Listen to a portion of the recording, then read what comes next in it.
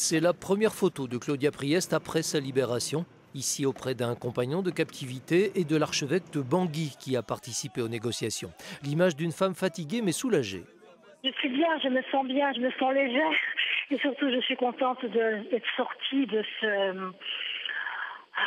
cette brousse-là qui était oppressante. On était au milieu de nulle part sans pouvoir communiquer. Je vais l'accueillir demain, elle arrivera vers l'heure du déjeuner à Villacoublay. Je l'ai eu hier au téléphone, son mari aussi, elle va bien. Bon, elle a été très secouée, mais c'est une femme remarquable. Donc vous verrez ça demain et on a travaillé pour sa libération. On est très très heureux qu'elle revienne demain. Claudia Priest avait été enlevée lundi à Bangui par une milice chrétienne qui souhaitait l'échanger contre l'un de ses responsables emprisonnés. Elle et Armand Priest, son mari, ont créé voici 10 ans l'ONG Imooro, du nom d'un village près de Bangui. Cette ONG humanitaire se consacre à la santé et l'éducation des enfants. Aucun membre français d'Imooro ne s'était plus rendu en Centrafrique depuis 2 ans à cause des affrontements interreligieux.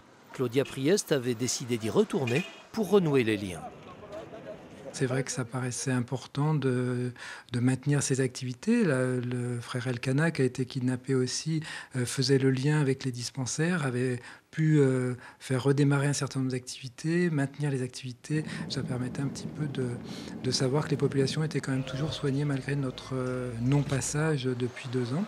Aujourd'hui, l'entourage et la famille de Claudia Priest sont évidemment soulagés, mais aussi reconnaissants envers tous ceux qui ont agi très vite pour sa libération. Le Quai d'Orsay, ce sont des hommes de l'ombre. La dame qui nous a suivis, la diplomate qui nous a suivis, à ce jour, je ne connais que son prénom, Annick, que je tiens à remercier de tout cœur. Elle nous a suivis en vrai professionnel, en nous rassurant en permanence, en disant que dans nos mondes des espoirs, mais il n'y a rien de perdu. On sait qu'il y a des négociateurs du RAID et du GIGN qui étaient sur place. On sait que les hommes politiques aussi œuvraient dans l'ombre, on ne le savait pas. Il y a des noms que je ne connais même pas, il y a des gens que je ne verrai jamais. Claudia Priest sera de retour en France demain après-midi.